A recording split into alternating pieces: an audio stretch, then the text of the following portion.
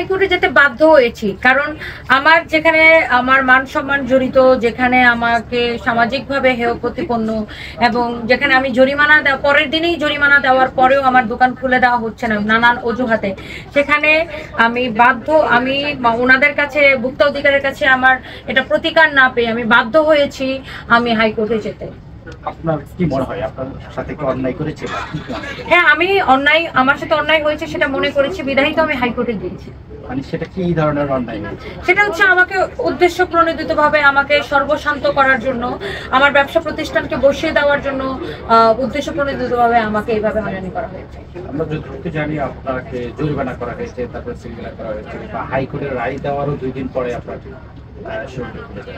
এটা কেন হচ্ছে?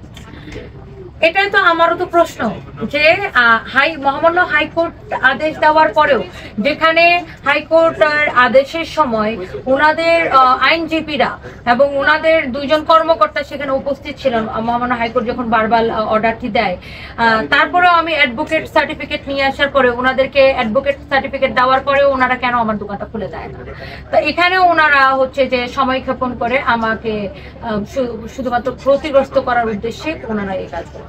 এই ঘটনার পরে আপনি বললেন যে আপনার পরিবার সামাজিকভাবে ক্ষয়ক্ষতি হয়েছে, তাদের মানে ব্যক্তি কিন্তু বুলিং এর শিকার হয়েছে, আসলে এই বিষয়টা কেন? এখন আমি এই ঘটনার পরে আসলে যেইভাবে এটা সামাজিক যোগাযোগ মাধ্যমে ভাইরাল হয়, এটার অন্যতম একটা কারণ হচ্ছে আমার ফেম, আমার জনপ্রিয়তা, আমার জনপ্রিয়তাকে পুঁজি করে জিনিসটাকে ভাইরাল করা হয়, এবং এটার জন্য আসলে সামাজিকভাবে আমি ব্যাপকভাবে ক্ষতিগ্রস্ত হই, আমি এবং আমার পরিবার, এবং আমি আসলে মানসিক অবসাদগ্রস্ত হয়ে যাই ওই সময়।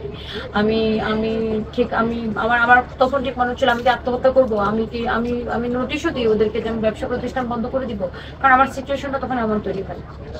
তাহলে এই যে বাড়ি আপনি একজন নারী উদ্যোক্তা হিসাবে যদি ধরেন এই ধরনের সরকারি কোনো দপ্তরে বা কোনো কর্মকর্তা যদি এইভাবে সরাসরি আপনাকে বুলিং করে, আসলে এটা কি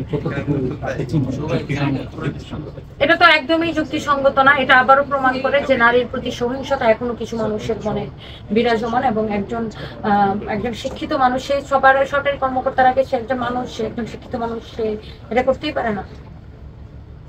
তাদের বিরুদ্ধে আসলে আপনি এখন কি পদক্ষেপ নিতে চান? আমি আসলে পদক্ষেপ তো আমি মহামান্য হাইকোর্টের কাছে দিয়েছি, আমি আইনের প্রতি আস্থাভাজন, আমি বিচার ব্যবস্থার প্রতি আস্থাভাজন, আমি বিশ্বাস করি যে মহামান্য হাইকোর্ট পূর্ণাঙ্গ আদেশে এটার আমি আরো ভালো প্রতিকার পাবো আমি আশা করি।